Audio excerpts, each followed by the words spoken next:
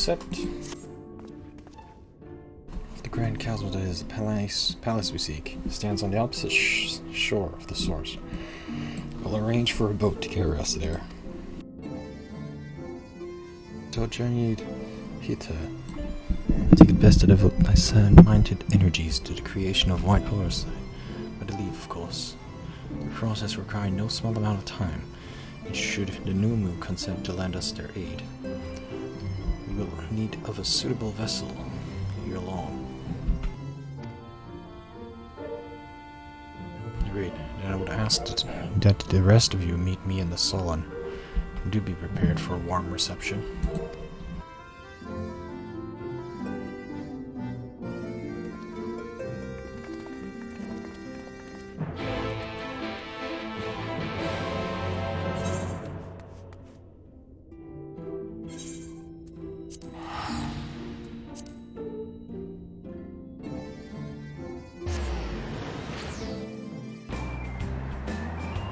Flying around with my flying car, going to the destination with my flying car.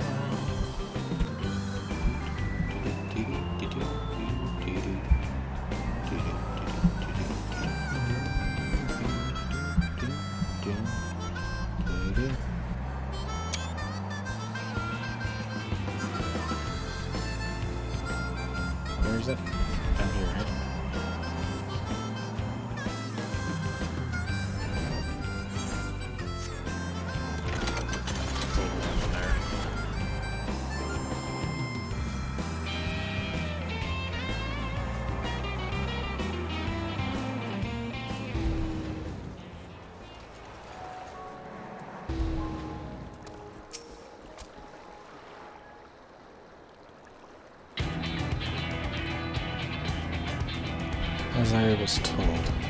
As I told her before, I had scarcely set foot on the palace grounds when I had set upon our host's familiars. I expect our reception today to be no different.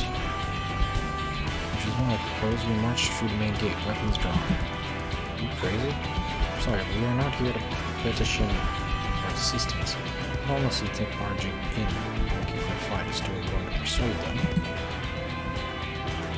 Actually, I believe the XIV may be right on this. We have no doubt poured a great deal of time and energy into their creations, but for them, I should be most interested to meet with those who could overcome my defense. As a good any true seeker of knowledge, there is little we can say to do to convince them to help us if we know nothing of their character, or else why they chose to hide himself from the world.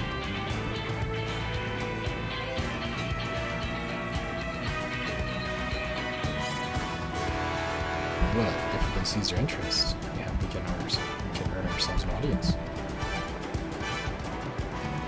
That sounds good.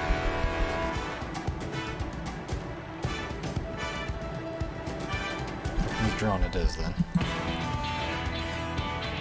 But I must say, you certainly seem to be enjoying all this.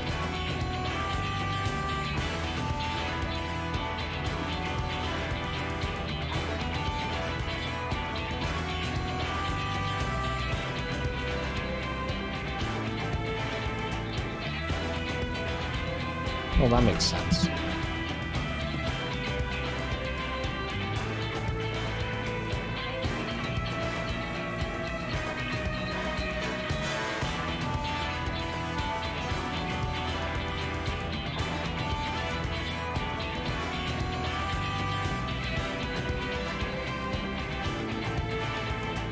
Ritter Callinia, the light, seemed distant to consumer. It's been extinguished. It's all natural that we'd be pleased to see it.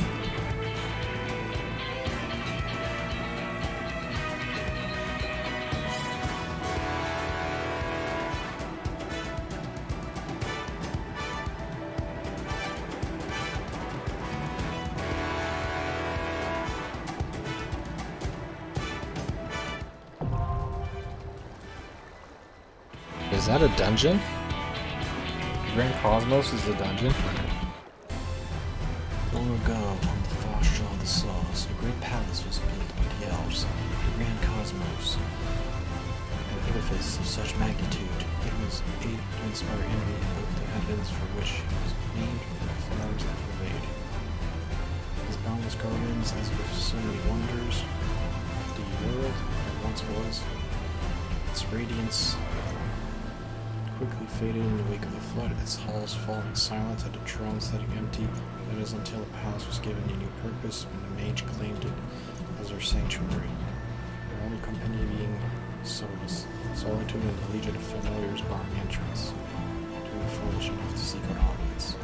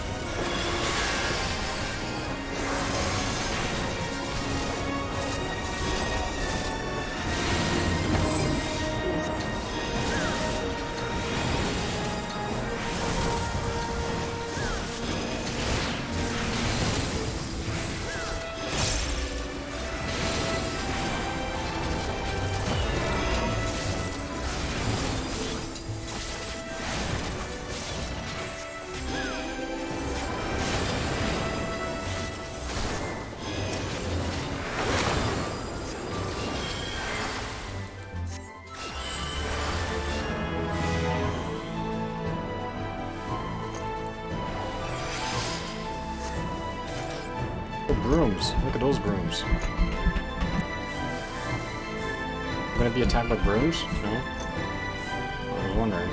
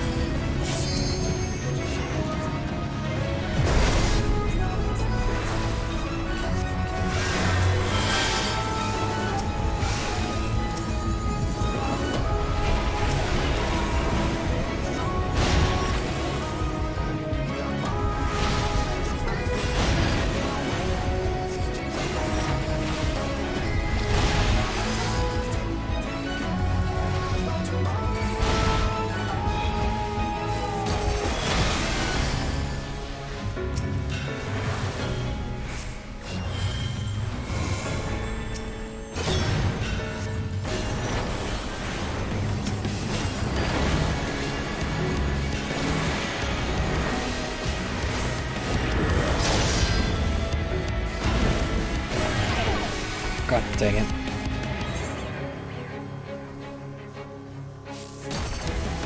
Oh, that was a bullshit fight.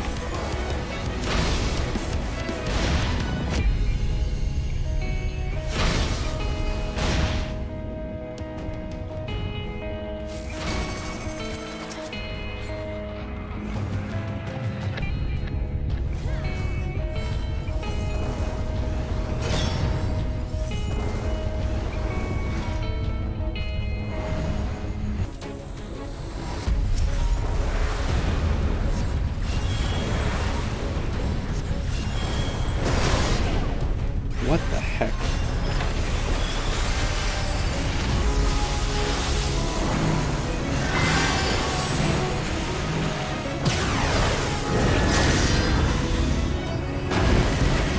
Oh, for fuck's sake.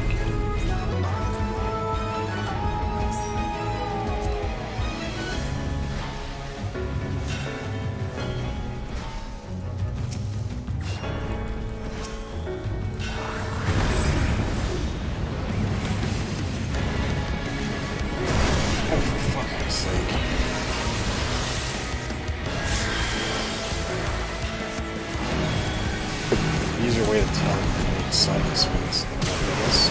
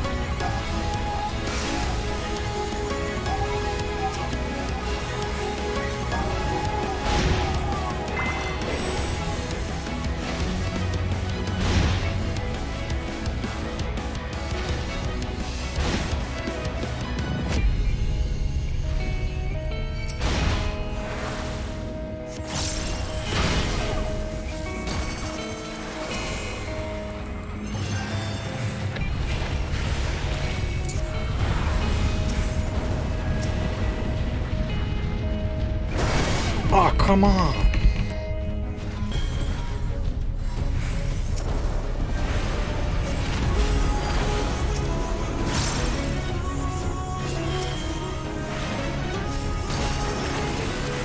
This This has to be one of the hardest dungeon bosses in the entire game.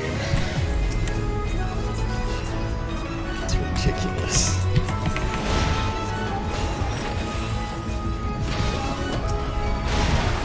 This time we can do it.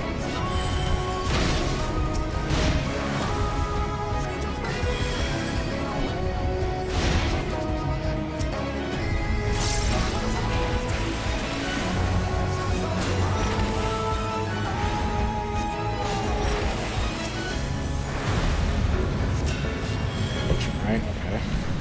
Now you're saying on one side.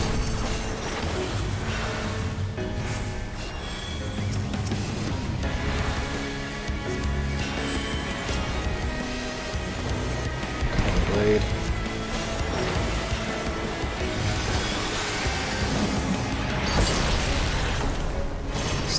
Okay, now we have the chandeliers. You have to watch out for. Okay. That over here. By the way. Oh shit, no. Don't tell me I burned the chandelier. That was close. Blue flames, we'll each get one. There, I'll get that.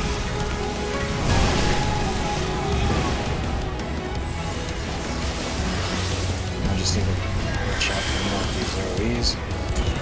Even better. Progress. That's a lot of progress. Finally got through all the furniture crap. Right.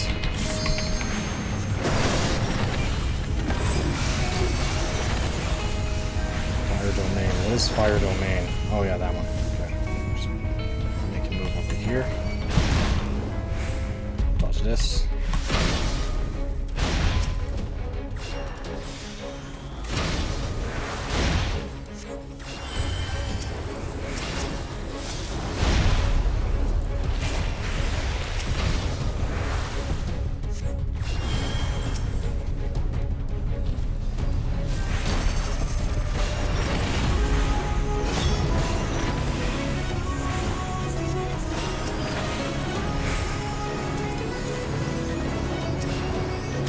Who will we keep inside?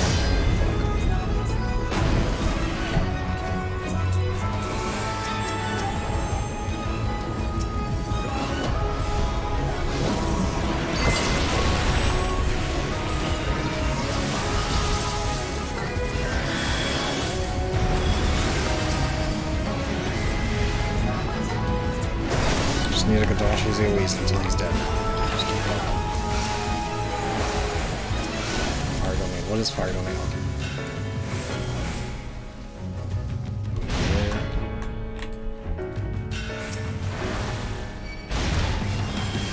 Go. It's gonna be a perfect run, I think. Just need to not wipe it at the end. That'll be perfect.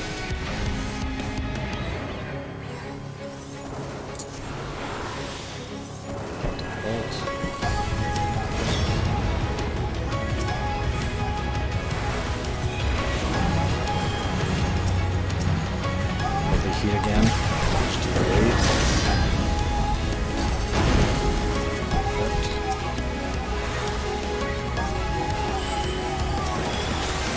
Blade. Good.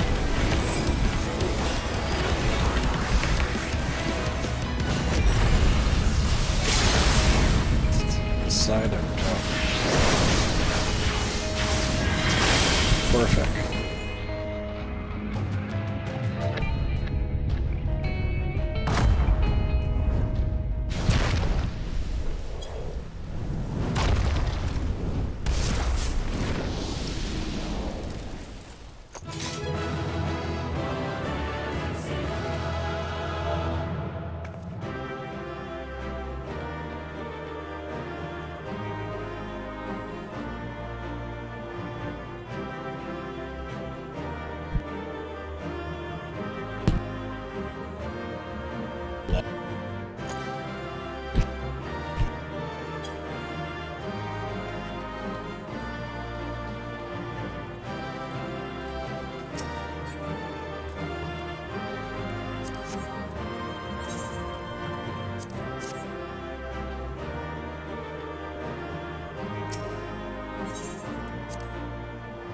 You That was one hard boss battle for a dungeon.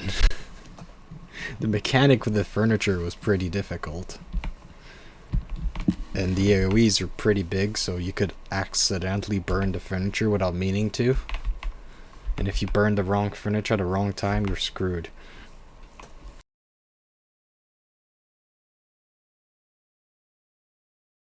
That was an epic boss fight though. That's probably my favorite dungeon boss, because there's no dungeon boss that are that hard in most places in the game. They're not that difficult, and they're not that complicated. That was my fiercest familiar. Oh, impressive.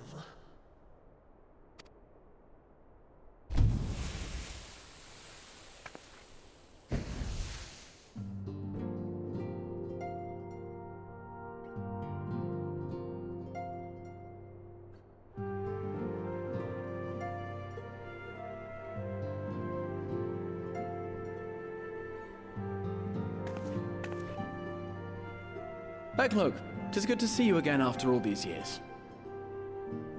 And judging by your vigorous greeting, I dare say the feeling is mutual. To be sure, a simple shake of the hand would have sufficed by way of welcome, but I shan't complain.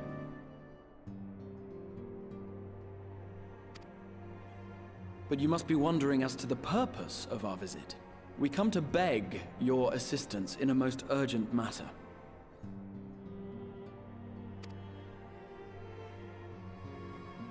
Sake? Beg? Our comrades' very souls are in danger. If we are to save them, we will need the benefit of your unsurpassed knowledge on the matter. Please, will you not sit and hear our plea? Oh, how dare you! How dare you speak thus in my presence! It was to escape such words of temptation that I hid myself from the world of men. You are sinners, one and all, and I swore never again to have any part in your affairs. I can only imagine what terrible events forced you into a life of seclusion. But I know that the Numo are a good and noble folk. It is not in your nature to turn a blind eye to the plight of those around you. And in treating with us, I am certain whatever mistrust you feel for man will begin to...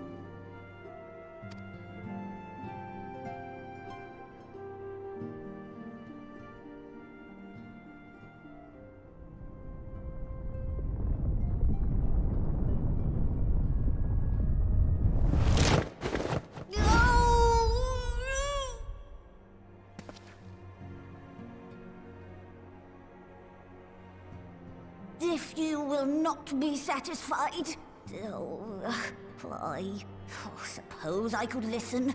After all, there's no harm in just... No, I mustn't. Not again. That damn court mage seemed to have the best of intentions too, and countless innocents died for my naivety.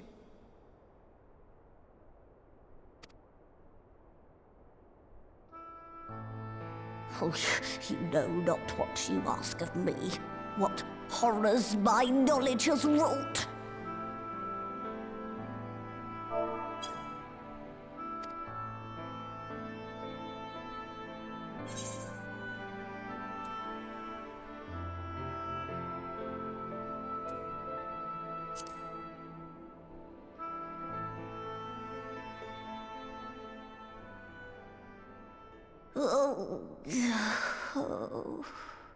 Of all the visitors I could possibly have, they're even more stubborn than I am.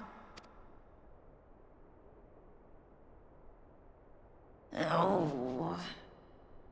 No.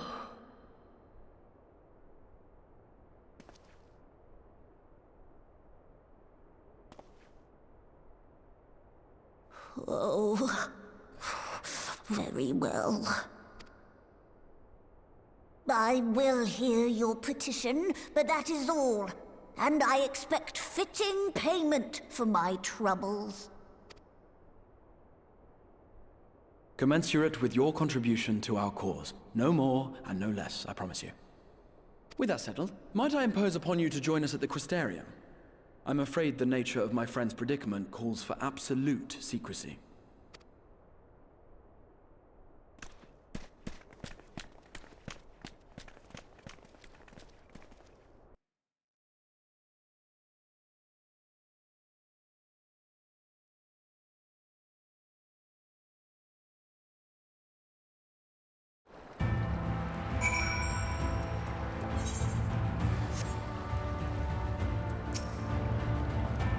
Here you are.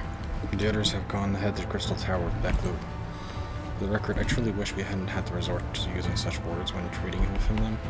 I have ever sought to convince, not compel, but I cannot deny that a part of me is glad Iranji shared his knowledge of the new with us. If he had not, that loop wouldn't be here. Speaking of whom, we should hurry to keep our guests waiting. It would only add insult to injury. Well, that was one heck of a grand adventure, that's for sure. We now enter Grand Cosmos with a party of... Yeah, we know how that works. Let's get...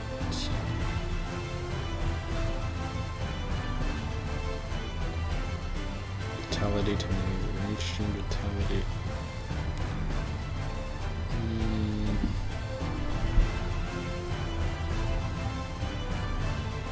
Let's get this one. Creamy sound. Let's get creamy sound. Oh wait, oh, I thought I could just choose right now. Whoops. Let's dally here any longer. If Beckluke is to hear the truth of our travels, the first chief of all people should be present, yes.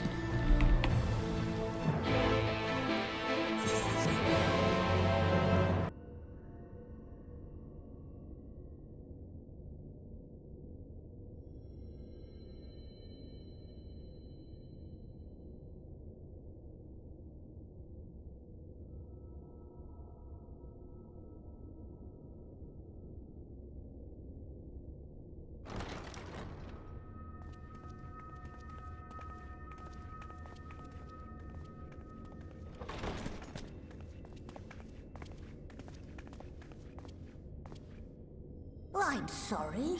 You mean to tell me not only that the return of night was your doing, but that you hail from another world as well?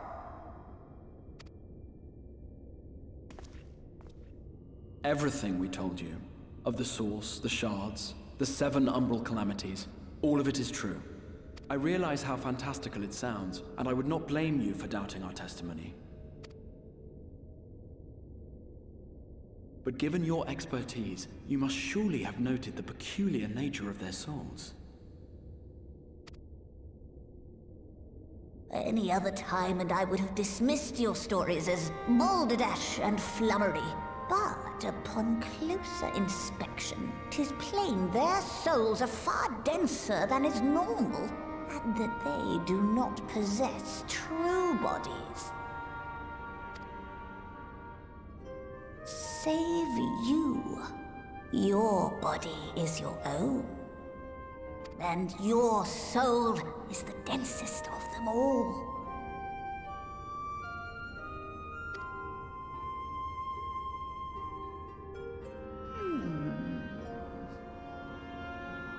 As I said before, were it not for their heroism, the skies over Norvrant would still be awash with light, the realm yet at the mercy of Vorthri and the Sin Eaters.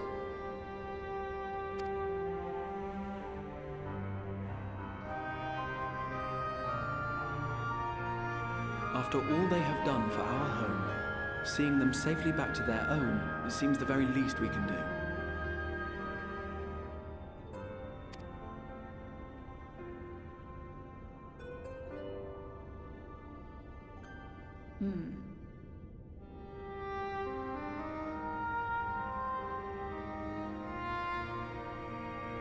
Your tale is intriguing. Yes, very intriguing indeed. Simply to hear it is fitting payment in itself. As for your friends, I can but agree. Their valorous deeds on behalf of Norvrant are deserving of recognition. of their own fitting payment. You will help us then? I will. I would see my knowledge put to good use for a change. I do have one condition, however. I am not the spry young Numo I once was.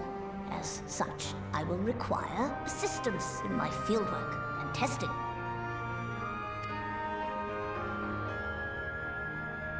It would be our pleasure. We'll be laboring for our own benefit after all.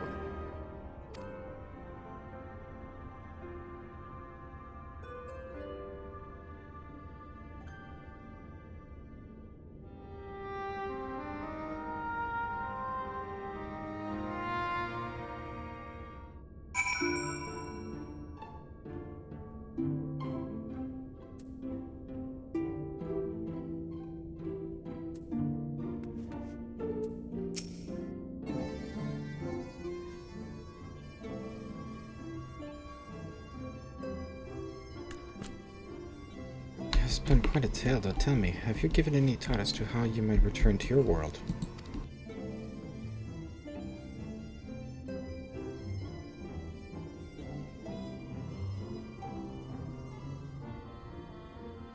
A foresight, you say, an intriguing proposition. One which fails to account for the present state of your souls. They have become highly charged, likely as a consequence of having maintained tangible forms for so long. In such an energetic state, there is no telling what may happen to their souls within the outer side. They could very well become immutable to transference, never to be restored to their bodies. Would it be possible to force our soul into a state of dormancy prior to transference? In theory, yes, but a soul is not a candle to be snuffed out and relit on a whim. Well, that sounds ominous. What exactly would rendering our souls dormant entail? In order to maintain a corporeal form, your souls constantly draw Aether from your surroundings. This process must be halted and the resulting surfeit of Aether removed. Your minds would ultimately be separated from these full bodies of yours, rendering you incapable of interacting with the world around you. Cruel fate under normal circumstances, but one which will be rectified upon your return home. You lifeless husk, huh? Like those poor souls at the inn in Journey's Head. Sin eaters, their Aether made stagnant by the light. Corrupted, stagnant? Might I see the unfortunate individuals? Why, do you think you might be able to help them? I might or I might not, but I shan't know for sure until I have seen their condition firsthand. Then I would be glad to take you to them, under the understanding that you won't do anything which might increase their suffering. It was my faith in man that I lost, not my compassion. I see no need for all of us to accompany you.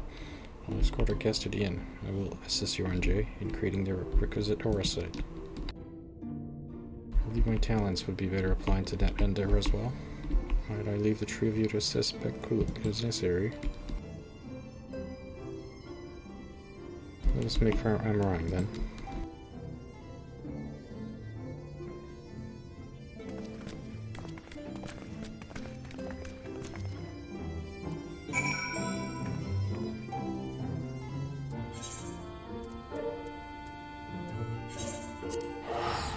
Teleport there, that goes faster.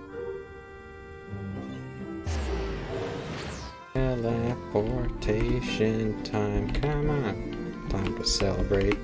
It's time to teleport and have a good time.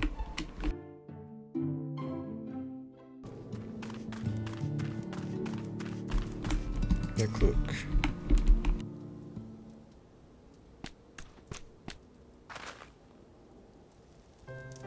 So this is Halric, is it? Yes, his aetheric balance leans perilously toward the light. Toward stasis. What do you suppose will happen to him? Not too right, are you, boy? Same as all poor souls corrupted by the light, he will become a sin eater. You don't know that. We defeated the wardens and banished the light from this night sky. Alaric was completely unresponsive before, but now...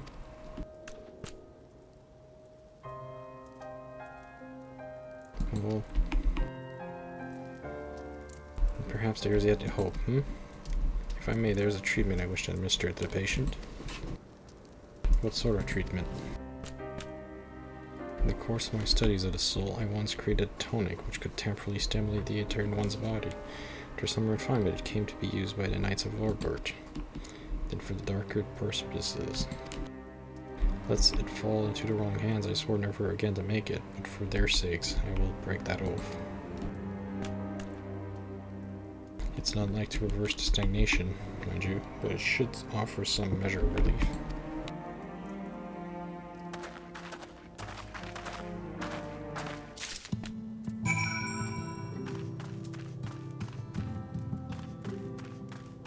We'll treat the patients with the soul tonic.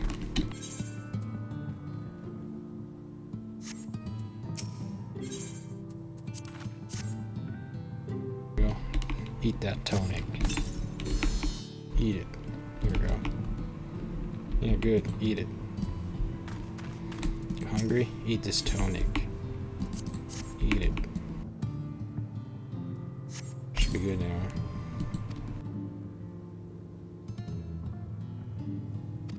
Doesn't look like it made any effect on him.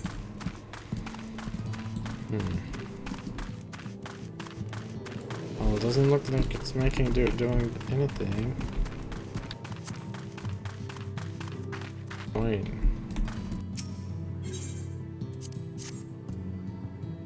Eat it. Eat this tonic. Feel the wire on my legs, they don't feel as heavy. Maybe a bigger dose? Maybe this guy over there needs a bigger dose. Yeah, maybe Totem needs a bigger dose. Or maybe Halric will need a bigger dose. That's probably what it is. What do you think, Bex, Luke?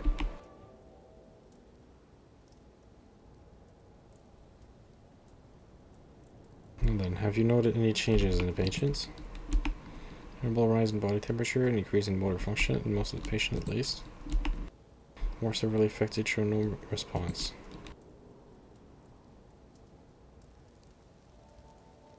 As I feared then.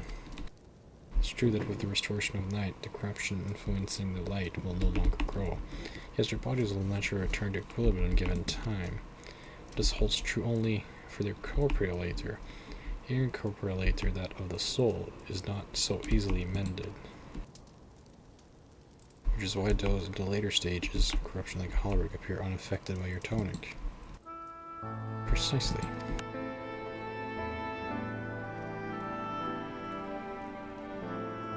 The boy's soul is too far gone, his mind held together by the finest of threads. There's a chance he may one day recover, of course, but it could take years, decades even. My gods, he couldn't wake to find himself an old man. A fine reward for his persistence, opportunity to mourn the life he never had a chance to live. Well, there must be something we can do. Look, I realize this is not why we petition your aid, but do you think it's possible we can find a way to hasten their recovery? Maybe.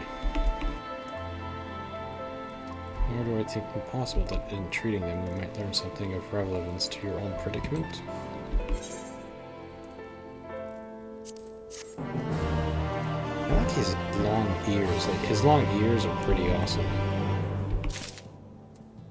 His ears are like... they'd have like a noose. It's pretty cool.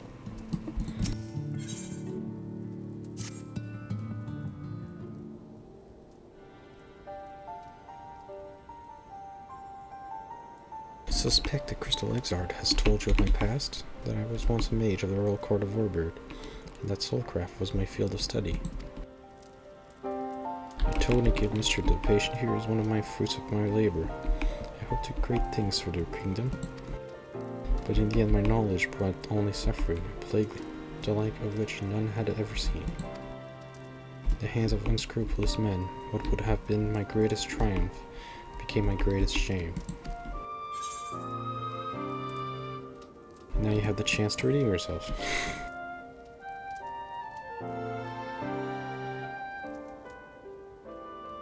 That I do. A comforting thought indeed. But let us return to the task at hand, finding a means by which we might revitalize these peoples in corporeal ether. You think it can be done?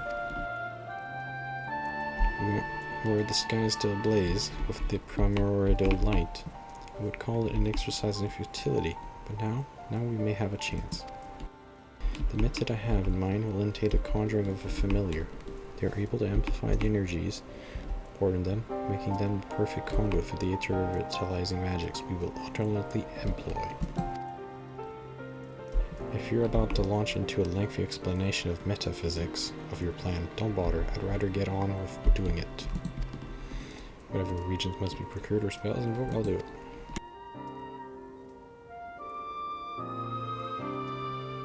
I admire your spirit.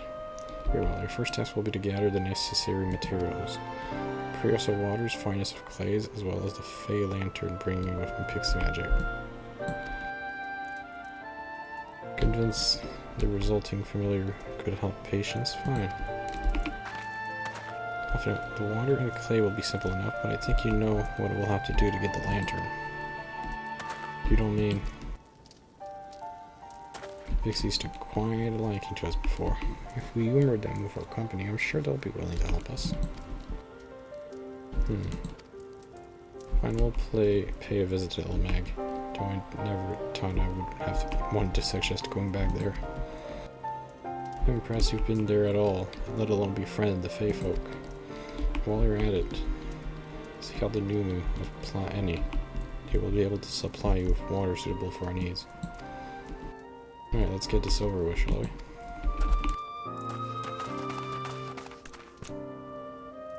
Still remains a matter of clay. Might I prevail upon you to find it? Sure.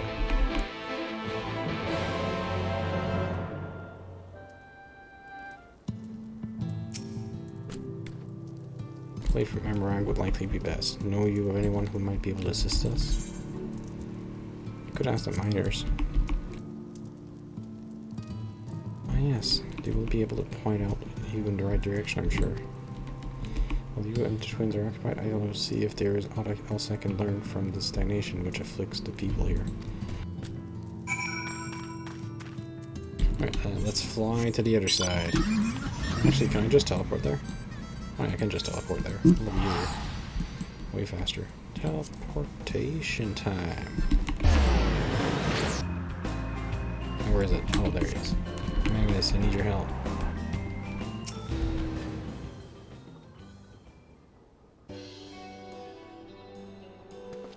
What a coincidence. You come out at a good time, just this moment. Finished preparing the Talos and trolley you took to Nabathorang. Surely was no trouble, but the Talos would have been a little matter had we not had a visit from Master Chai. He offered us a share of the leftover building materials from Data's stoneworks, as well as a few trade secrets to help us along. Clever man, that Chai. He seemed pretty keen on the idea I had for putting the giant Talos to work. Like a giant trolley, but Magnus still refused to see all the good he could do with it. Entitled to your dreams, Eric, but that doesn't mean you can go harassing our guests with them. Mr. Chai was just being polite. Sometimes tells me if I was here didn't come all this way to talk about trolleys. What is your need, friend? I'm looking for clay. Have you seen any clay? I need clay. See, this familiar requires clay from Emerald. Well, look no further. If anyone can find some quality clay, it's us. That isn't exactly a commodity nowadays, but there must be some lurking around somewhere, waiting to be dug up. If I'm not mistaken, there was a time when they used to take clay from Mount Barren mines to make a double with bricks. The place is swarming with coyotes now, but if you're after the good stuff, you could do worse than to look there. Alright, I'll go look where the coyotes are then. Search around where the coyotes are. Let's go. Oops. I'll call my car.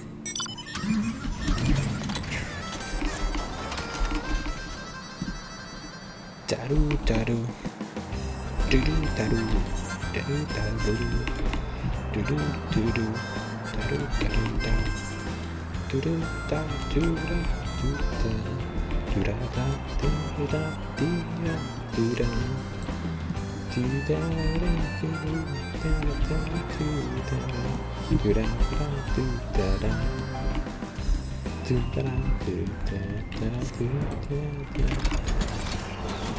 we go.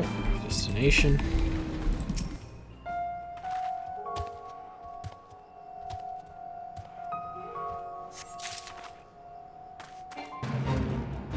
There's a fate here too. What? I'm not here for the fate though. I'm here for the clay. Have you seen any clay around here? Oh, there's some there.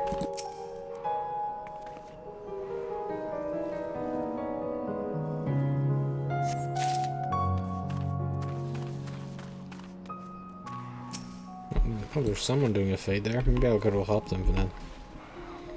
No, let's go help him, since I'm right here.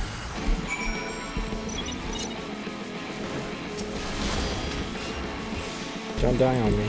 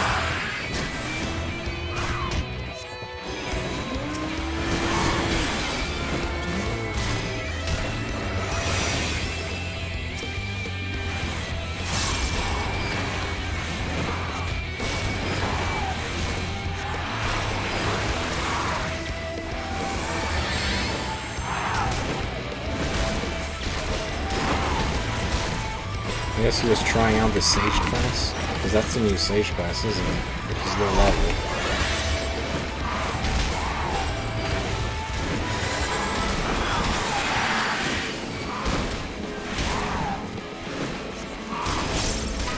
Probably wants to level up the Sage class, that's probably why.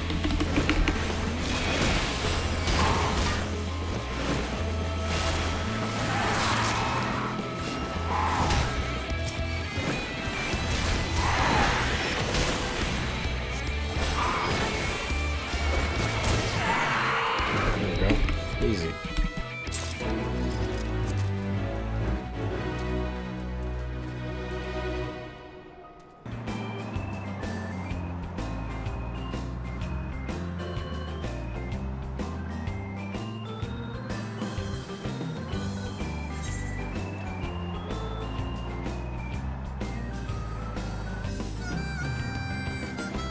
This hole?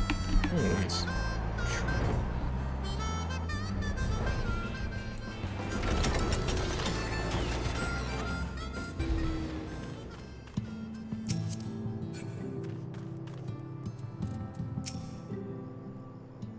So we're turning in one piece of that. I was convinced the pixies would turn at least one of them into a garden ornament. No. You have the clay, I take it?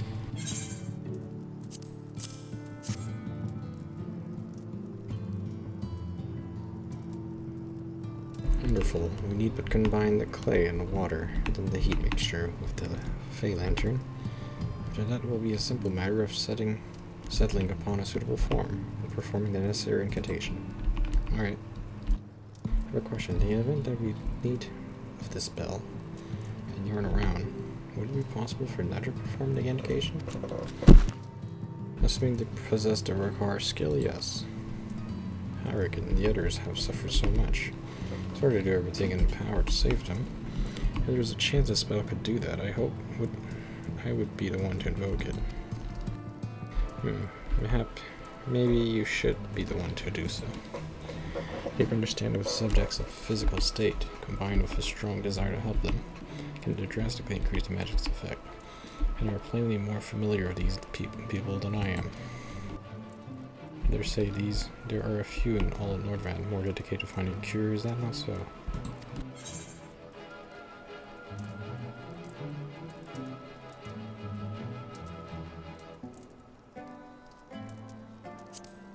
Absolutely. I'll get my all for Halric, for Tesnine. They were all of a mind on the matter. Shall be the one to conjure the familiar.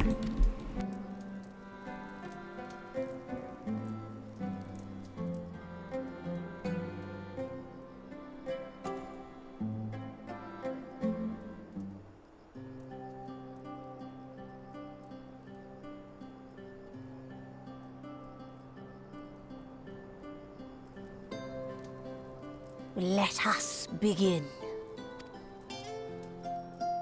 I trust you've prepared the clay?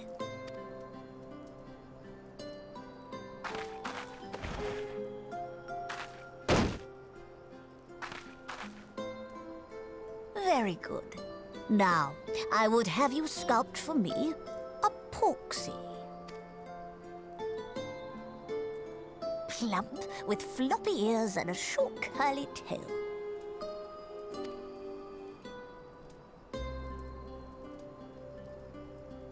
A porksy.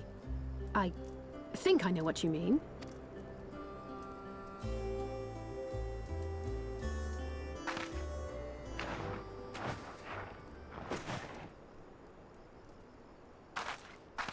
There we are. How's that?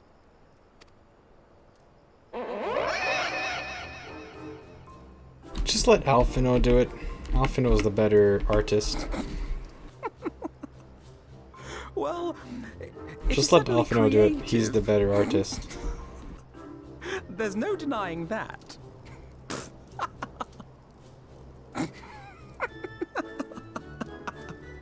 Yes, I'm no artist. Very funny. Pay him no mind, child. Though it may look like a grotesque parody of reality, it is what the invoker believes that matters.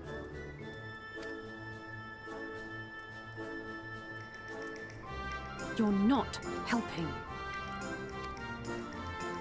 But I speak the truth. If successful, this incantation will turn imagination into reality. Which is why the only thing of import is what you believe this figure embodies. You must focus. Hold the Porksy's image steady in your mind's eye.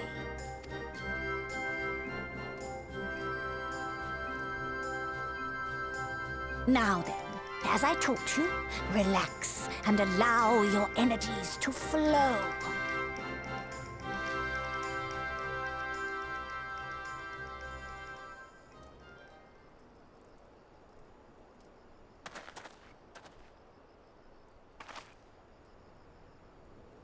With flesh of clay I bid thee rise, on wings of dreams to touch the skies. What once was idle fantasy, I call forth to reality.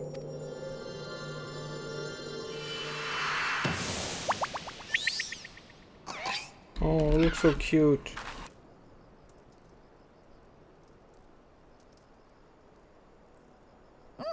Not bad for a first attempt.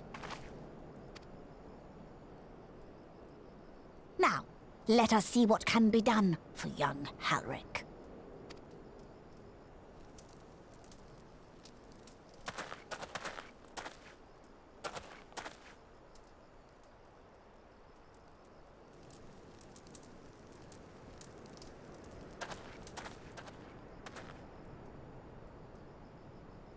Is he gonna eat the flying pork or Through what? the operation of the magics you invoked to animate this familiar, it is now replete with the energies required to stir the boy's soul.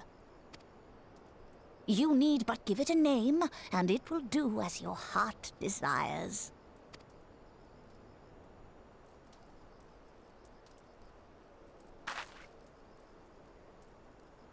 A name.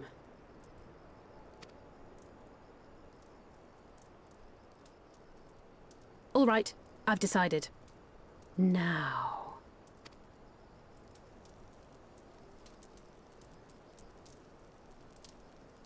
Go, Angelo!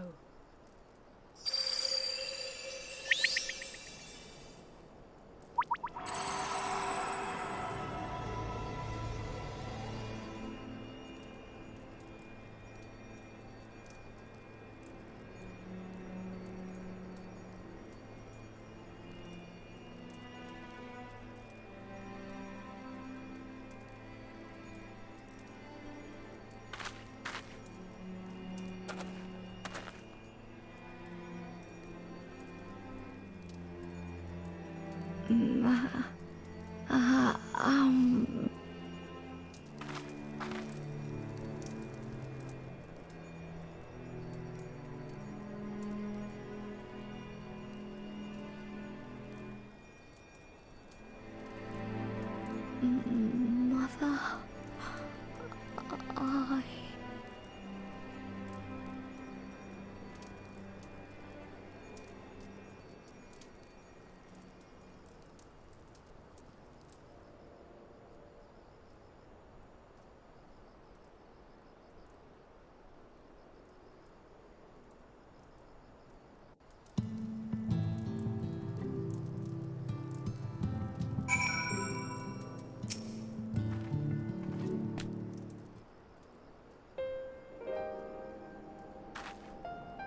How does Bick look? How does he Bick look? Did it work? I believe that your and your fledgling family have done well. My eyes do not see, but a hint of color has returned to soul. Yes, I would have jumped to joy if I weren't so exhausted.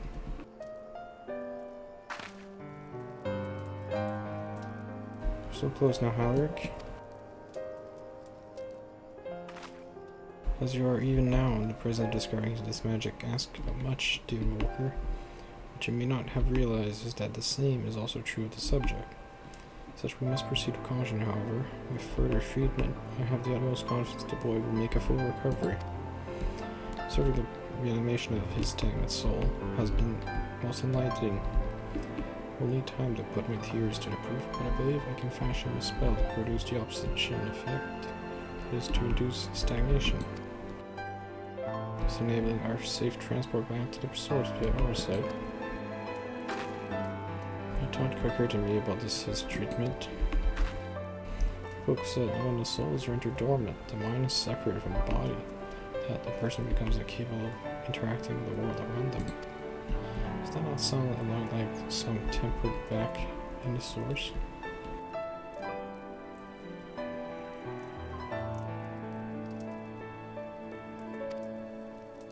Not really. It is the fate of most tempered to become slaves to primals, save in a handful of cases, or am I missing something?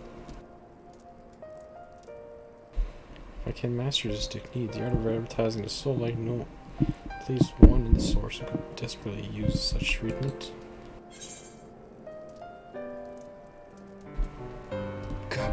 Oh, you're right. Exactly, his condition is uncannily similar to Halric's, is it not? The only difference being that his soul is suffused with earth-aspected ether instead of light. It follows that his soul is subject to a similar kind of stagnation. There may be a chance we can save him. Forgive me, but who is Gabu, the fellow you speak of? See, his condition does sound similar, but there is much more about the soul that remains unknown even to me. So this does not discourage you, you understand, but to remind you that this is a delicate work we do here, requiring patience. Of course, and as long as there is hope for patience here, whatever time is needed to see this true. If you wish to spend that time in idleness, if it's all the same to you, I'd like to stay here with Angelo and continue with your treatment. Do you should return to Crystarium of McCluke and see if you can't make some headway with their new positories. I'll tell you the rest first, but so you're not convinced, the fire of youth. Let's return to Crystarium then. Finally, I've found you.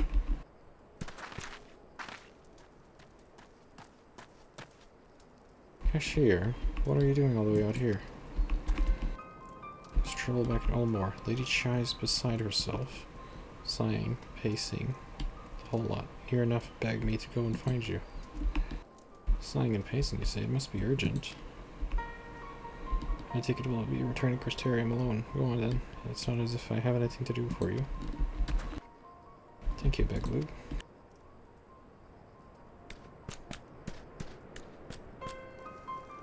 Sorry for boring you, but she says the future of Elmore is at stake.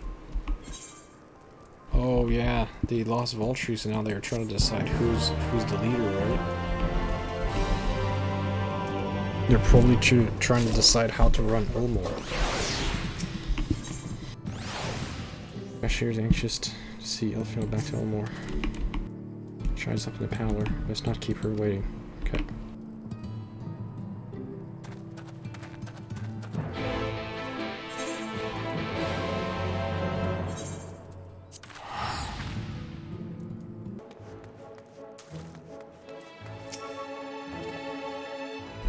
You were seeing what you're on, right? I do not see shining there.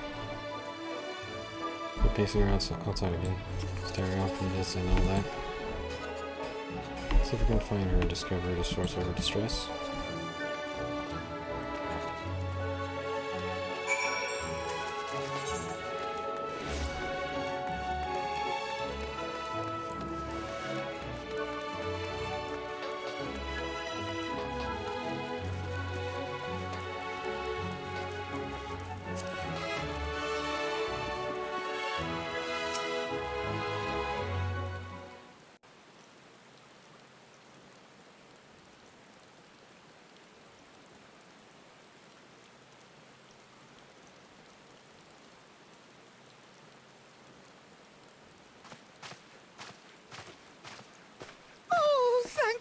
You're here. Lady Chai, whatever is the matter? I knew not where else to turn. Oh, this is all too much for my poor heart to bear alone. Alone?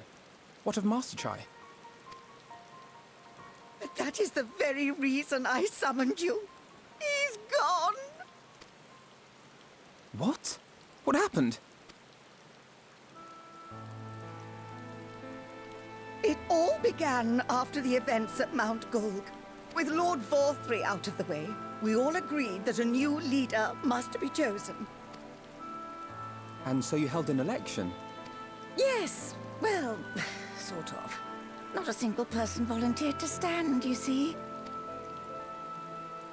After a lifetime of leisure, we free citizens have grown somewhat indolent. Readapting to the harsh realities of life is trying enough, but to take charge of a broken city as well, no one wanted such responsibility. Nevertheless, Yulmore could not well do without a leader, and so we decided that anyone and everyone should be considered a candidate. And after we cast our ballots and tallied the votes, the mayorship fell upon my dear husband. Well, given the manner in which he orchestrated the construction of the giant Talos, none could deny his leadership qualities. But even before then, he had proven himself at Daedalus Stoneworks, don't forget. He is more than qualified for the role. The perfect choice. What about you, though? You could probably do it. Indeed. I told him as much when his victory was first announced. But perhaps I was too forceful in my attempt to encourage him. For shortly after that, he vanished without a word.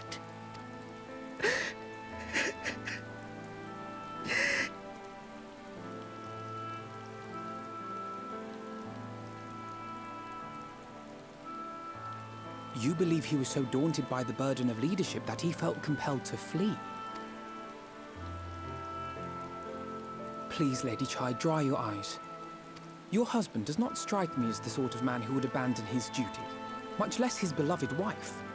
There has to be some other reason for his absence. You truly think so?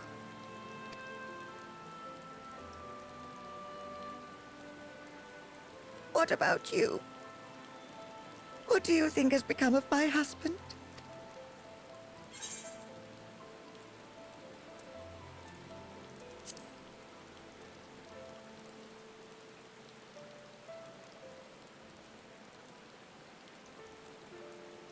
And there you have it, Lady Chai. You needn't worry. Master Chai loves you more than all the world, and he will return. Wherever he may have gone, rest assured we will find him.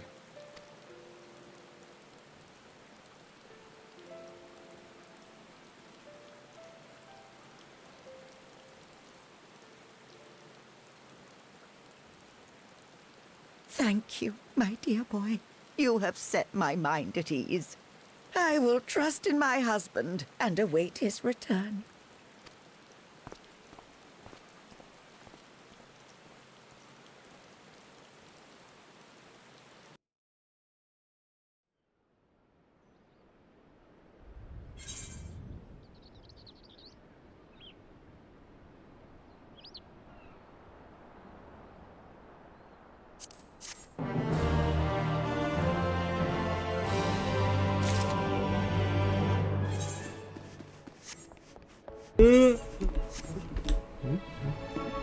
Wait.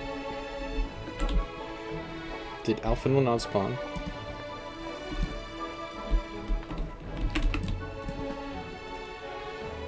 Alpha No.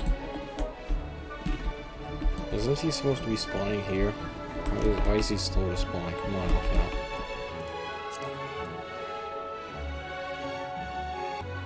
Ah, there's Alpha No.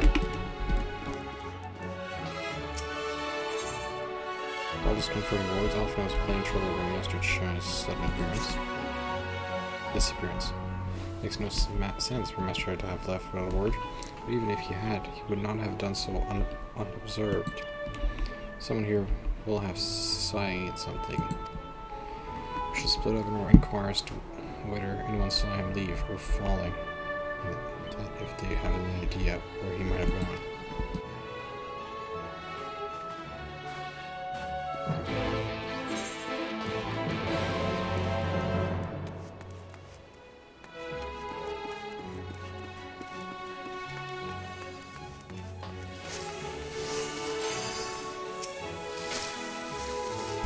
Yes, I spoke with him recently. I recall he was in rather dark mood.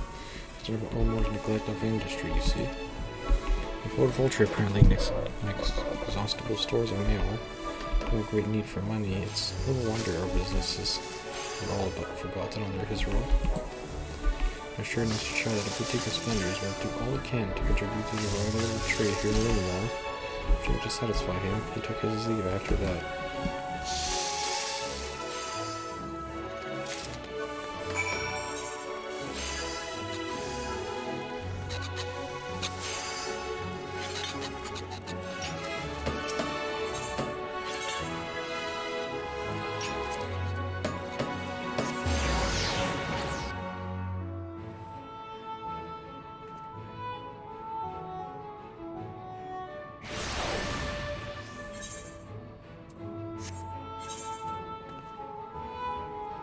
go to the Glory Gate.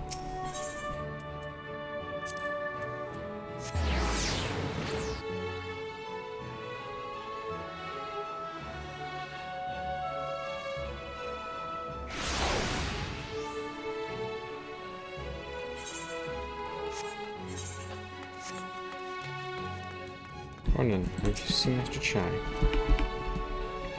Saying this, when the last time, he seemed ready to collapse from exhaustion. So did he rest and catch his breath, and we talked for a while about his concerns over the city's defenses, among other things. Made more than a few valid points. Many of our men are still recovering after a confrontation with Lord Voltry. Finding German Ranjit in a heap in the middle of the plaza shook us all to the core. The men commanded no small amount of loyalty, and some of our longest-serving soldiers seemed lost without him. Yet a number of them left. Not that we blame you, of course. Without two of yours, we would still be bound to the error of our ways. Finding permitting, I propose replenishing our ranks with volunteers from the derelicts in Gate Town. We had a duty to protect not only Elmore, you see, but the surrounding regions of Pelusia as well. And I, for one, would welcome any man or woman willing to take up arms for that cause indeed. I told him as much, and he seemed relieved to hear it.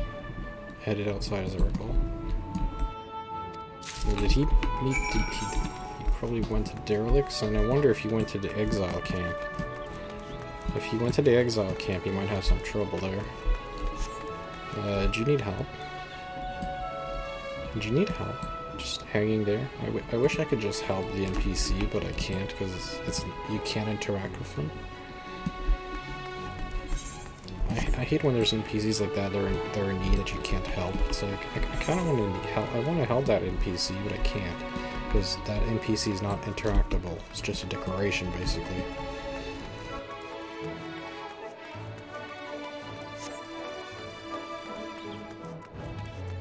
Hottenbit. So, Hottenbit, how are you going? They're called... man fitting the description of asked to speak with poor beggars lately, carved from right. I want to know the state of things down in the derelicts. You can be sure we gave him an earful. Lack of food, lack of medicine, and clothing, there was plenty to tell. We hunt high and low for whatever we can scavenge, and it's barely enough to fill our bellies. Folk here don't just want to survive, they want to thrive. When he heard that, he started mumbling to himself. Something about finding us work, I think. Fair play to him, though. Not content with having his ears chewed about the derelicts, he asked about the other settlements and all. After that, I can't really say. It looked like he was heading for the Gate Town when I last saw him. So from what it sounds, Mr. Chai ran to go talk to the people in the poor neighborhoods to try to figure out what he could do to help Omor and make Omor a better place, right?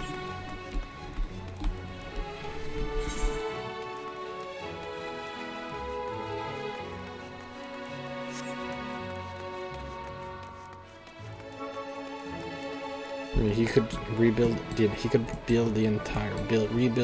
all of this, rebuild the bridge, rebuild everything, and I'm sure Elmore will look amazing. It would take a long time though.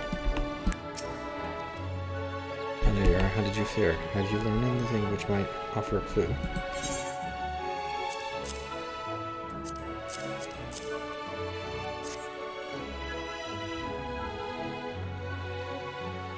Interesting. He apparently paid a visit to the Queen Bee as well. We discussed the possibility of granting admission to customers from outside Omor, an idea to which the proprietor was surprisingly receptive. Sounds like he's got a big plans to replace Omor, I mean not the bee. Perhaps, but the question remains, where did he go after leaving the city? Probably Pelusia. Probably the exiles. I assume he went to the exile camp, where everyone that were exiled by Voltry.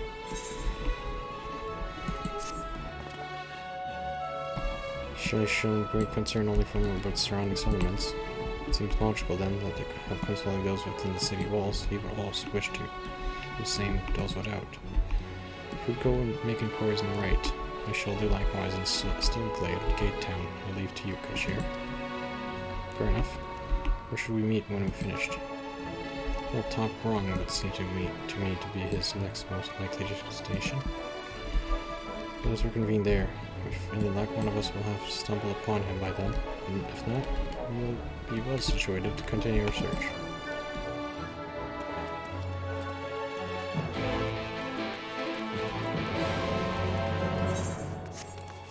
No, that's what I thought. He crossed a bridge and he's in the main island of Calusia.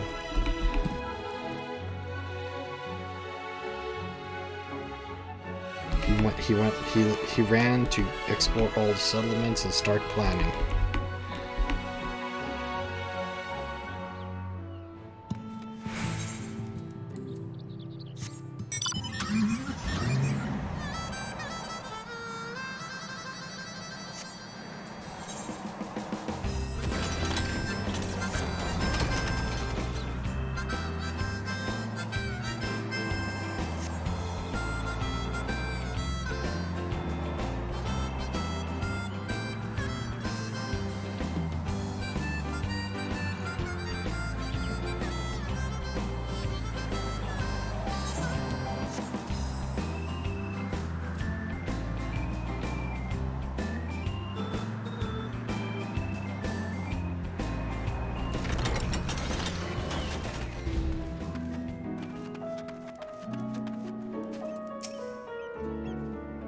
The name doesn't ring a bell, but there was a rather dapper-looking Mr. gentleman here not long ago. He wanted to talk about relations between right and no more, or rather the lack of them. He lost a great many people to their promise of mail, and a chance of a lavish life among the free. Waltree thought to take even more from us, conscripting a few able-bodied men we have left to guard his paradise. Let me tell you what happened when the senators came. Such things are hard to forgive. Walter's gone now, and we're curious to see what will become of Ulmar in his absence. That's what I told your friend Shies Nez, was it? I'm sure the others said the same, not what he wanted to hear. I suppose it because he left soon after, and what was that? And that was that.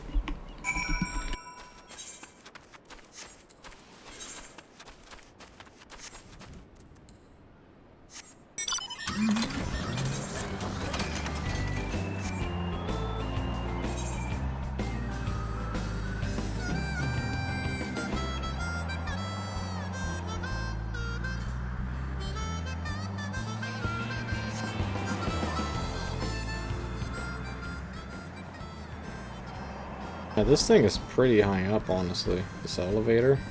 That's a pretty high elevator, that's for sure.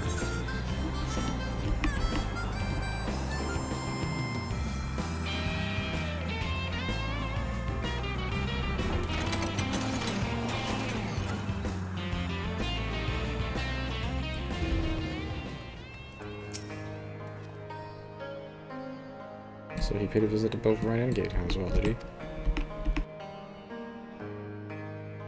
Cactuar and I glean much the same.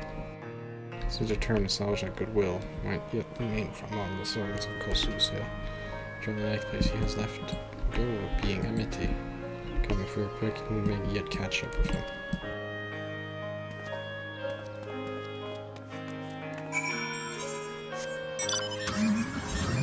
I feel like things might go wrong in Enmity, because Enmity is the settlement where the exiles are, right? And the exiles might not be so happy compared to the other camps. Let's just hope that nothing bad happens. Oh, there he is.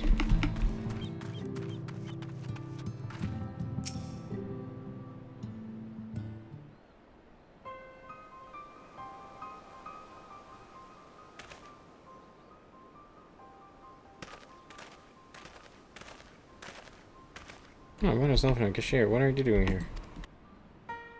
We want to ask you the same, Mr. Chang. We have been looking all over for you. Looking for me? Oh, whatever for. Lady Chang has been nigh inconsolable in your absence. She claims you disappeared without so much of a word and bade us to return to her side. What in blazes are you talking about? I left her a letter for her in our chambers. Though I suppose she could have overlooked it, and when she gets an idea to her head, I can only apologize. No harm done, Master Chai, but since we are here, might I ask what compelled you to come all this way? We're told you had been elected mayor, and from what we gathered from nearby villages, you have been inquiring about people's grievances. Does it seem to assume you have been mean to take office? No, let's not jump to conclusion. I did seek to learn about the problems faced by the people of Kalusha, that much is true, but I am by no means sure I am the man to solve them. Tackling our many challenges require resources, and only until I have secured them, it would not be right to assume the role of mayor. Seeing your belief set of resources can be found here. Indeed, the people's grievances are many, but in the course of inquiries, I have already met my several individuals willing to lend their aid in addressing them. However, there remains one individual crucial to my plans, a man whose counsel might yet make a mayor of me. With respect, such forethought it is in itself proof of your sustained suitability. Saying it easy, Mr. Chai, and I am certain this man of whom you speak, whoever he may be, will reach the same conclusion. For what little it is worth, he will vouch for you. Whatever you need, we believe in you.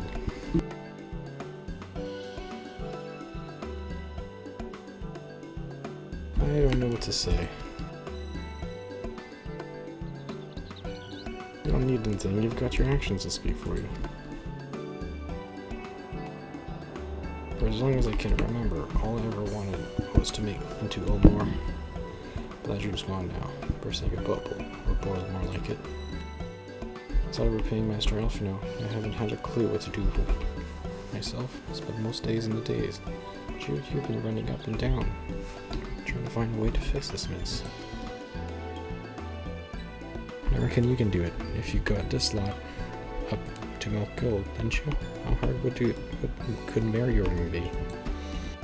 I want to help properly, do something that makes a difference. I don't know what it is yet, but I'll work it out on the way, if you let me come with you, that is.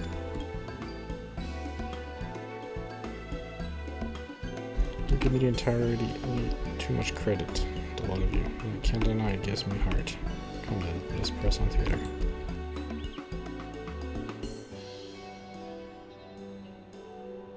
Thank you, Master Chai.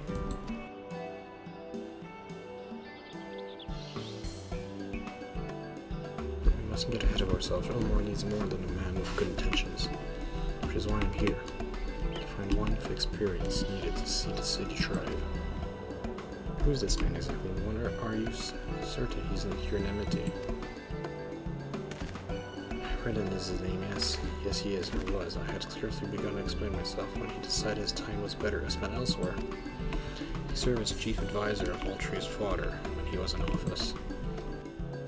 If Rendon was mayor, right hand, one might say Rendon was the left. Between them, they kept Elmore on the road of prosperity.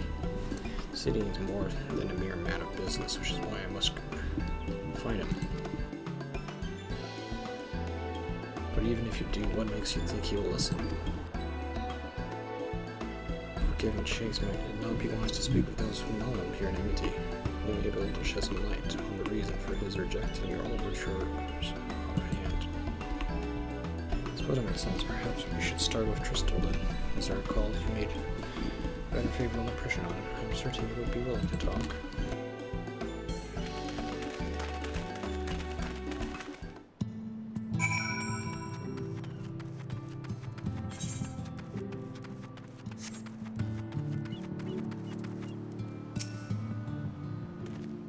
Greetings, friend. And you too, Mr. Shepard. You're here to ask after Rendon?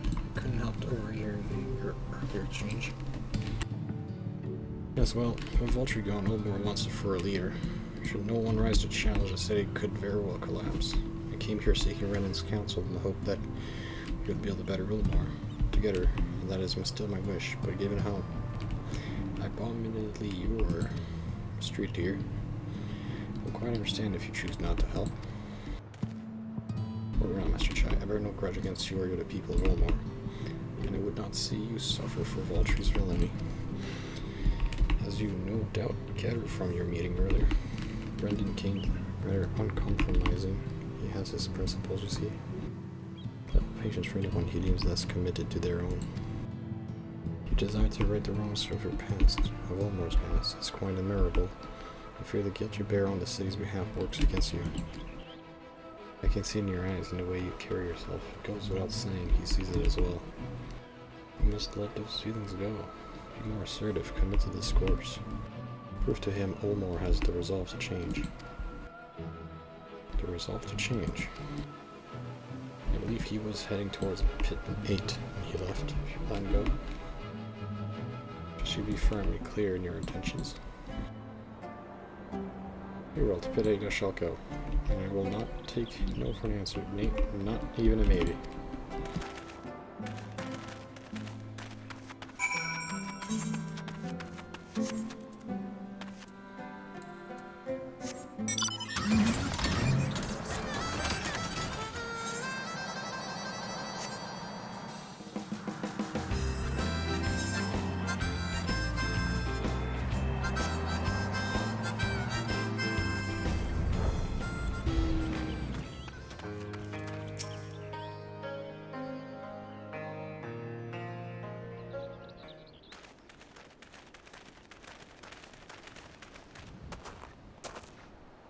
Well, well, it's you again.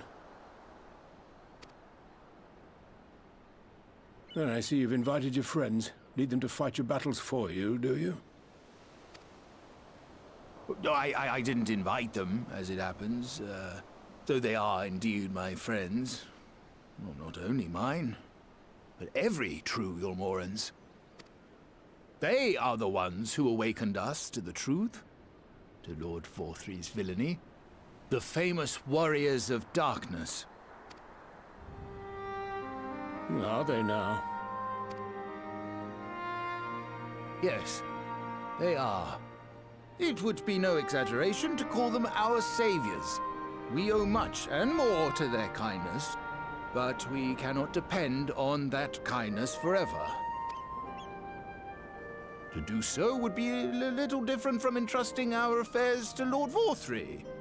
Nay, we must learn to stand on our own 2 feet. And I would have them present to witness my attempt. Hear, hear, Master Chai. Your sentiments are admirable.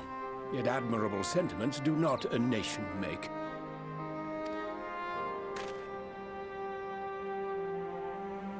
In my capacity as advisor, I once strove to build a better Ulmore. Gave honest counsel to my superiors, drafted laws for the benefit of one and all. But in time, my values fell out of favor. There was no need for them in this paradise Forthry was creating. And so I left my homeland behind. But you, Chai News, you were content to wallow in indolence under Forthry's auspices. And so I cannot help but ask myself what manner of nation you intend to build.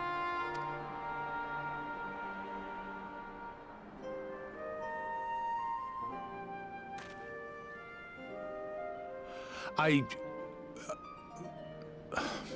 can offer no simple answer to that question.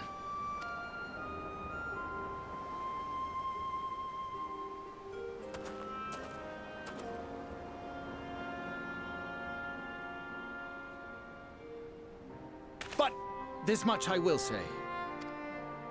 It is my hope that Ulmore can become a nation which her citizens might freely choose to build together.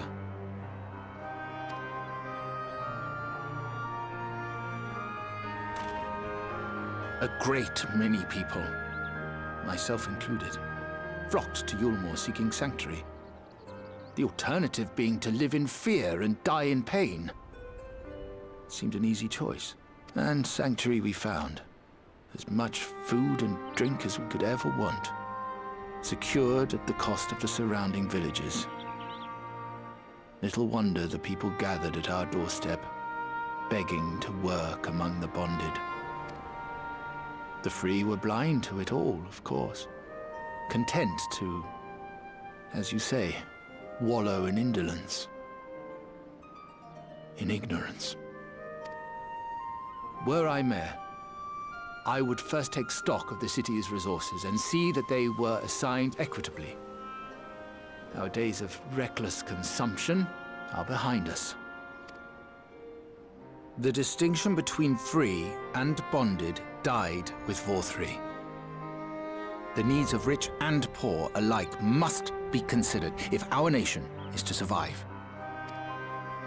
To which end I would take steps to secure channels for supplies, to rekindle relations with nearby settlements, who re-establish industry, reach out to neighboring nations, and the list goes on and on.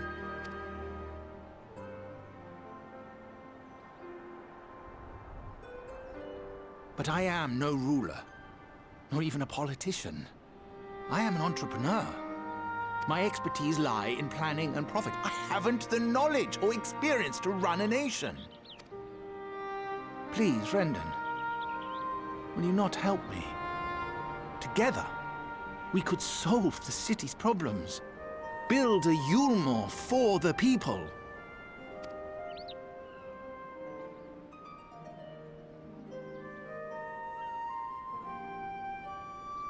A Yulmore for the people.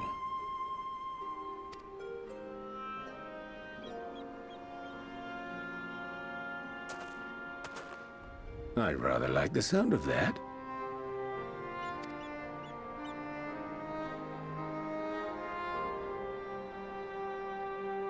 But before I offer you my counsel, I would be certain of your ability to perform the duties of office. You would? You ask me to help you solve Yulmore's problems. But first, I would see you solve one on your own. Accomplish that, and you will prove both to me and the people that you are a man worth following.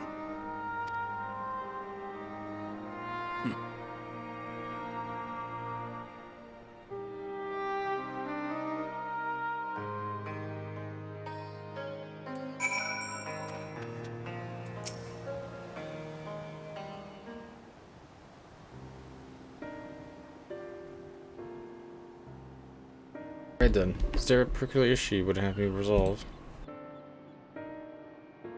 You seem to have conducted an assessment of the problems. Ulmore now faces. I assume you will agree, therefore, that the matter of dwindling food stores is the most pressing.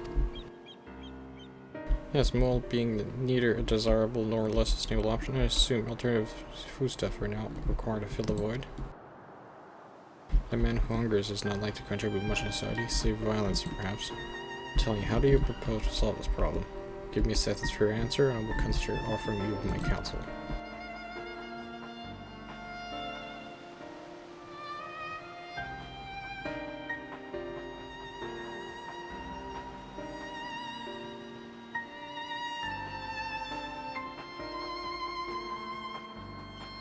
Combination of measures wouldn't seem to be in order. One to address the immediate issue of supply, and another that of the production. Go on.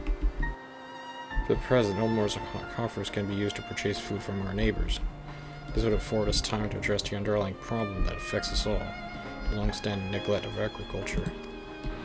The villages that once served as sources of trade for foodstuff must be repopulated. There needs to be a means of production restored. This assumes, of course, that we can rekindle relations with our neighbors, guarantee security and stability in the region, and most really find people willing to leave the city and take up rebuilding effort. Right, think of all of that by yourself, did you? Well, yes, it began as a rather abstract plan I drafted some time ago after speaking with the people of Ulmore and the nearby settlements. You've impressed me, Shiny. I have? Well, that is a relief. You haven't secured my support just yet. Only my intention to grant plans will not be enough to persuade my demands. If you would ask them to rebuild, you must provide them the means to do so. A fair point, Redden, and one which I have given much thought. I propose to use the Talos to aid the establishment and maintenance of these settlements. Employment would drastically improve efficiency and ultimately increase production. Talos, but Taylor's Stonework closed their doors years ago.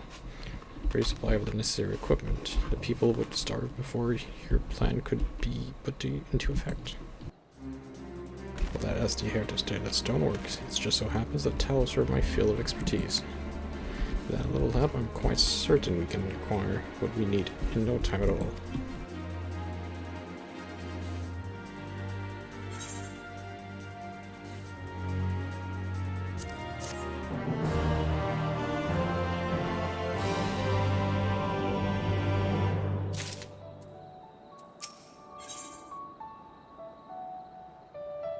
Quintus looked extremely. Determination is only slightly undermined by the knocking of his sneeze. Brendan is quite right. Building talos from scratch would require time we simply do not have. Which is why I propose to make use of the long abandoned talos which wander the wilds of Calusia. They will need to be deactivated, of course, and if memory serves, the tools required to do so should still be at the top row. Come with me.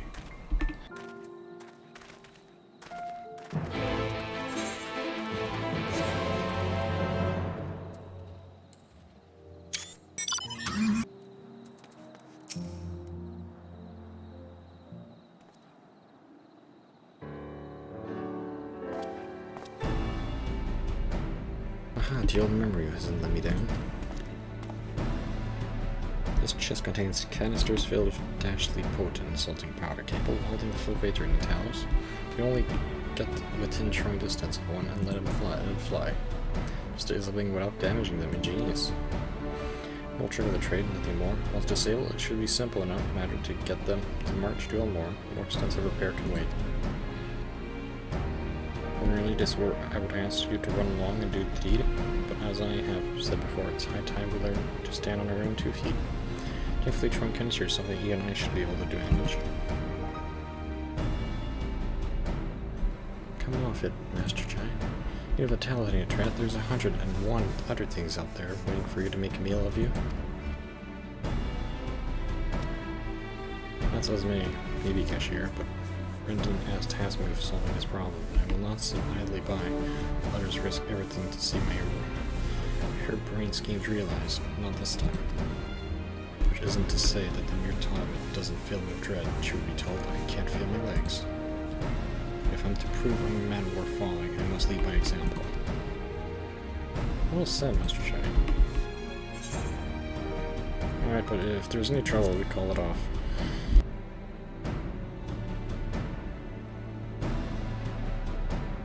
As well, it should go without saying that I have no intention of dying for this. I've always preferred living to see the fruits of my labor. To make sure I do, I will require your help. It is, as Cactuar said, the signs are dangerous. One is not careful. I would ask you to use my spyglass to look out for any beasts that could get in the way.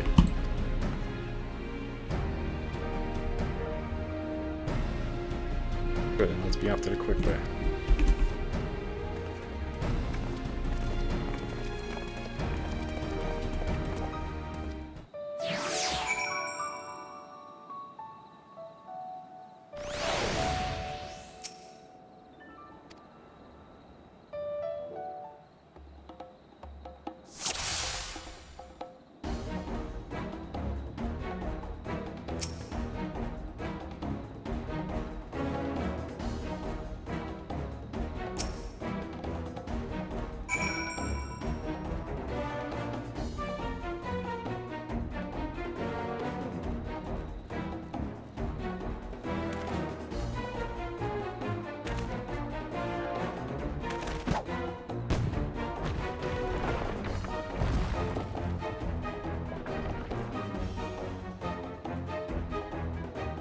Going to the empty house.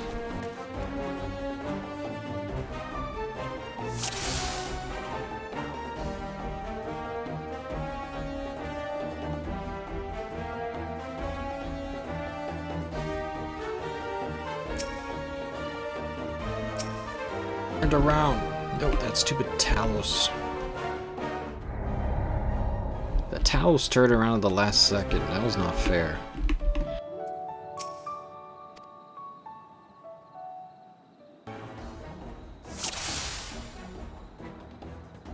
We're playing Metal Gear Solid Shy. Okay, turn around, Talos, turn around.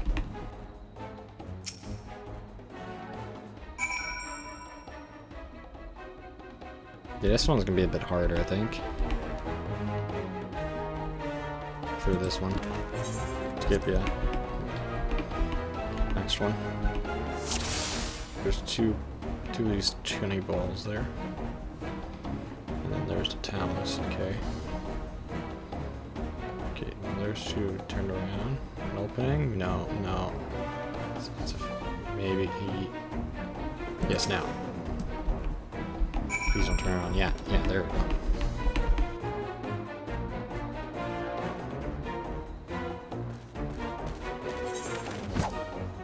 Next one. Oh, that was it? Okay. Just two.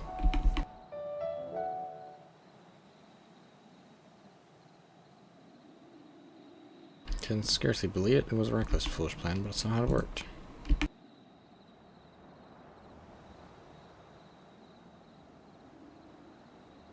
I did it.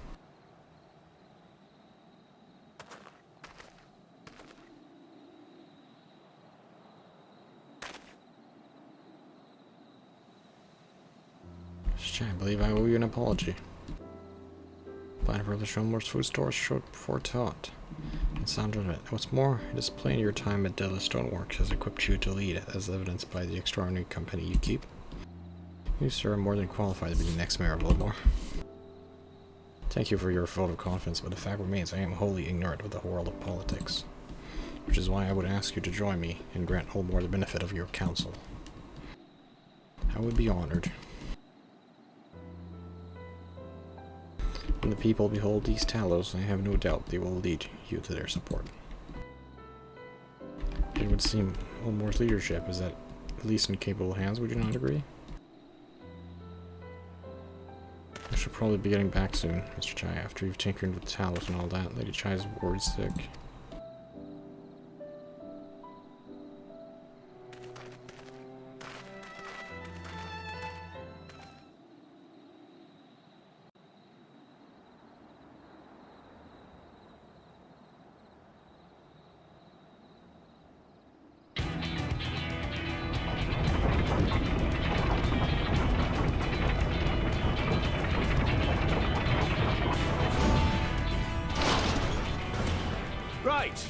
Right then, form a line and make for Yulmore.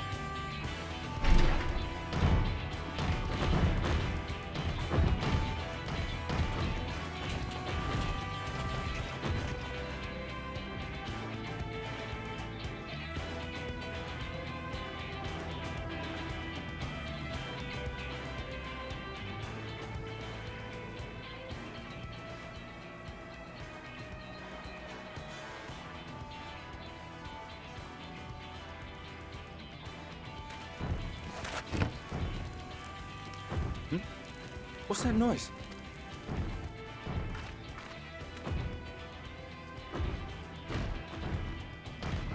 Wicked White! Runaway Talos! Call the guard!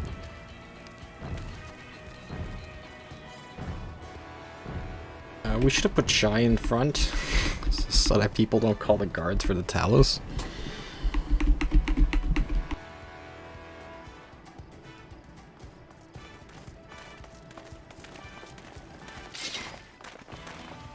No, please don't destroy our Talos. They're here to work. Stay back! All of you!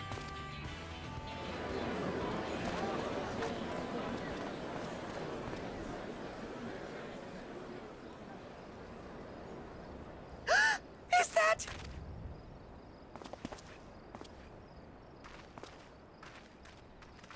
Darling, you're back.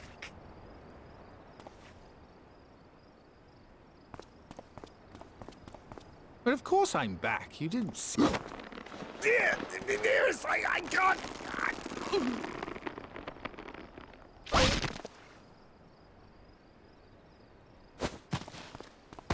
Oh! Oh dear.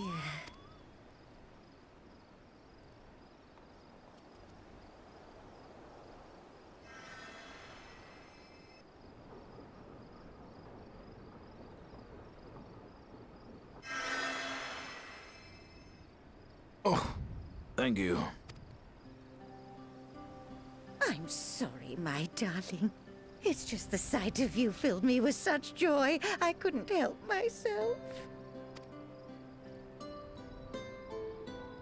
Oh, no, it's all right, dear. I should have just come out and said what it was I was intending instead of entrusting the task to a hastily scribbled letter.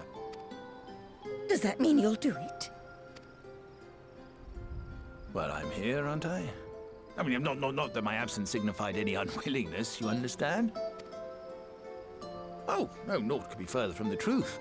I only left to enlist the aid of the former mayor's senior advisor. And now that I have it, I believe I am ready to take office. Oh, how wonderful!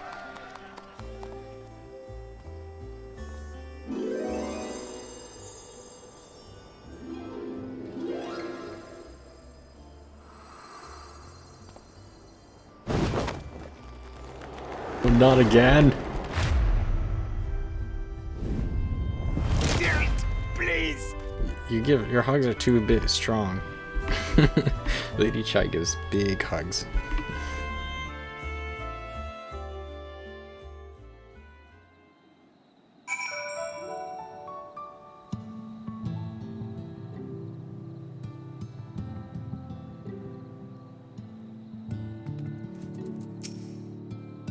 Perception, one master child will struggle to forget. More seriously, the arrival of the Talus has seized the public's attention. Once word has spread around no more, it will be that much simpler to gather one and all, so that Master Chai could make his inaugural address.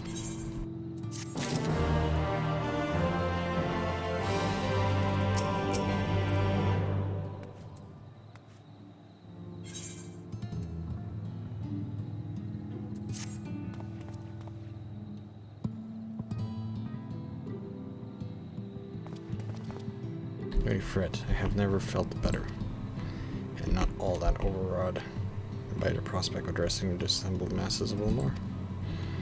As for where to do it, if we're to accommodate everyone who might feasibly wish to attend, I suppose the only place large enough would be the Emergent.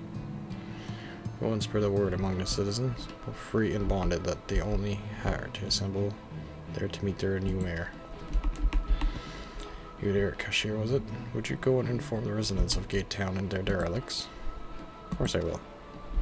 Good lad. I will let the guards know not to bar the way to Vulture's chambers. It goes without saying that I expect the Word of Darkness to attend, assuming she's available. Might as well see it through to the bitter end, eh? The doorman at the crown lift will show you up.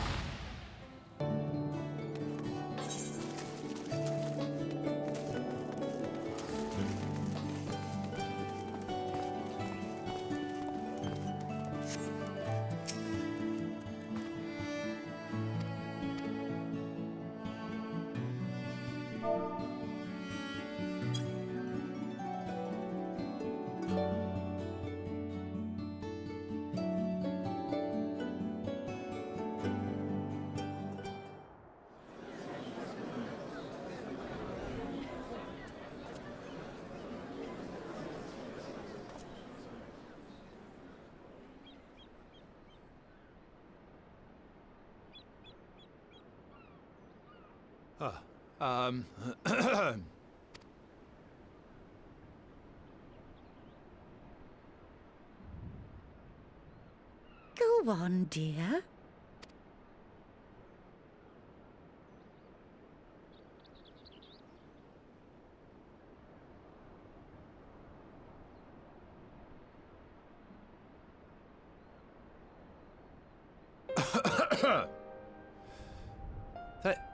Thank you all for gathering here today. But before going any further, could I ask the free citizens of Ulmor to look around?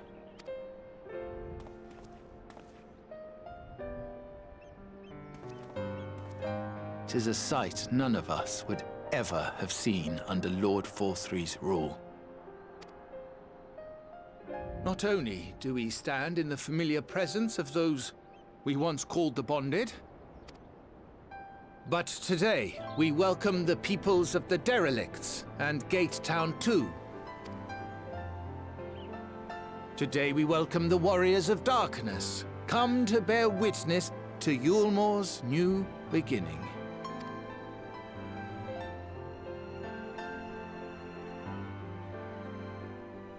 As you know, an election was recently held, at the end of which I had the honor of being chosen to succeed Lord Vorthry. You place great faith in me, and I promise to do my utmost to live up to your expectations, and I will seek always to carry out the duties of this office with integrity and fairness.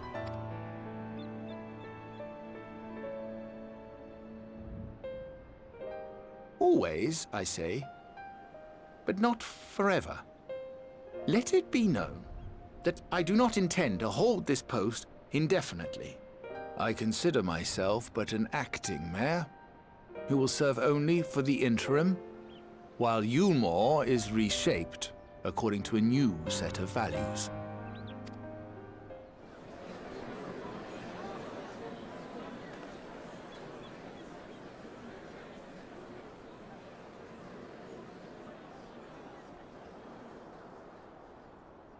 No longer can we think of ourselves as divided, as the free and the bonded, citizens and non-citizens. The systems put in place by Lord Vorthry must be undone. But even as we tear down the old, we must give thought to the new, to what manner of nation Yulmore should become.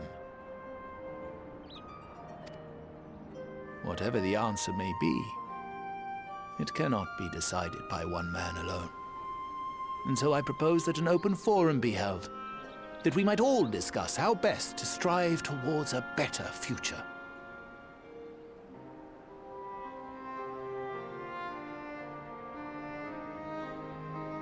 However, there can be no talk of the morrow unless we first address the issues of today.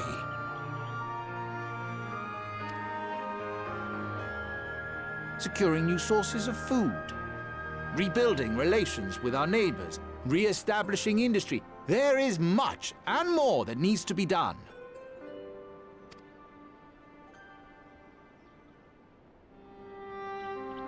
Too much for a mere man of business. And so I pledge instead to do everything in my power to ensure our city's security and stability while we all work together to see these problems solved. The road before us will not be easy, and I know full well how daunting the prospect of honest labor may seem to some of you. But we must accept the reality of our circumstances. We must move forward. This much we owe to ourselves and to the brave heroes who risked their lives to bring back the night. Once we have shored up our city's foundations and regained some semblance of normality, let us reconvene to speak of the future. Until then, I humbly ask that you lend me and each other your strength. For Yulmore!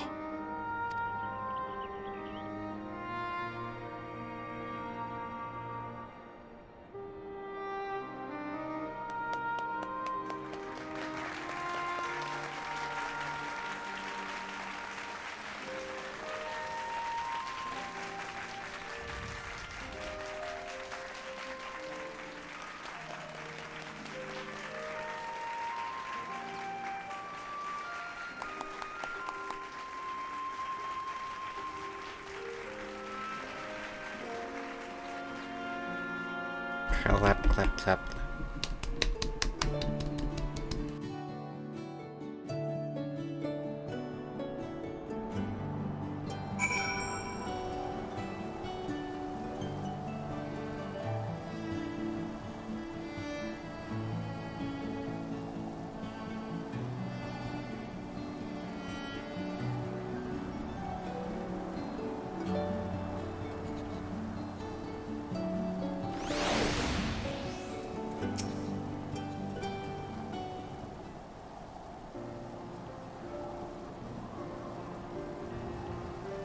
That was a fine speech, Mr. Chai. I believe your words stirred every soul in attendance. redemption, I hope. If I have learned anything from all this, it is that change begins with the individual. It's but a matter of finding the strength to take the first step. Assuming my fellow Elmores can, it shall be my honor and privilege to help them walk this road we have chosen. But we must not forget the individuals who made all of these changes possible.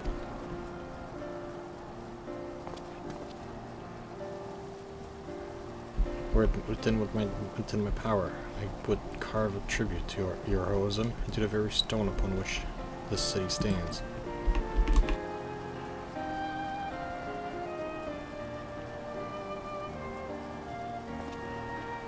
I hate to change your subject, darling, but now that you have officially taken office, have you given any thought to your mayoral seat?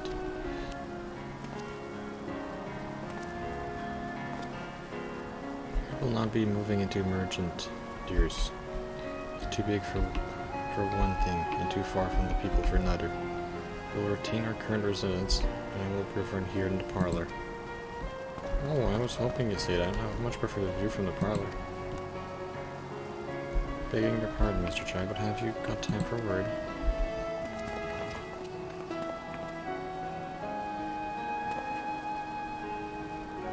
Yes, of course. Hayton... What? Hi, that's me. I liked your speech, but there's folk outside these walls that don't even have enough food to last them tomorrow. And more who are counting their crumbs. If you have a plan to change that, I want to help things set in motion. And we've much to discuss. No sooner do I take office than my work begins in earnest. Well, I suppose I brought it up upon myself. Thank you again. I hope to see you again before long.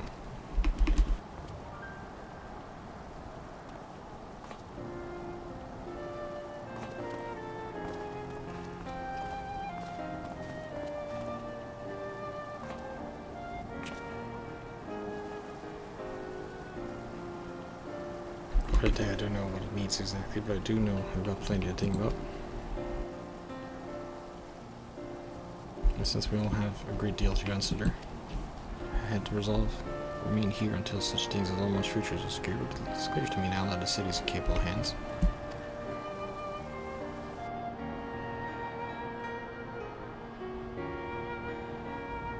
I have every confidence that they will find their way, and I believe it is time we win our ours.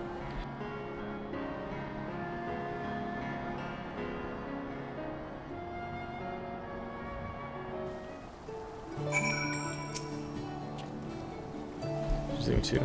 Seems like everyone's moving on. Everything's changing. I've been thinking about it. I should do all this. Like I told you, I spent most of my life dreaming of living here with my friends in paradise. Paradise is gone, but something's better taking place, and I reckon I want to be part of it. So more for the people. Mr. Chai has been going on about and gonna build itself after all. Not that I'm much of a builder. My friends find a way to make a difference though. Help keep things changing for the better. Far nobler dream than the one to which you clung before, and one I am happy to say we share. Whatever path you choose, I will pray for your success. But when you put it like that, there's no joke going back now, is there? We've got a few ideas on how we can do our bit, just a matter of taking the first step.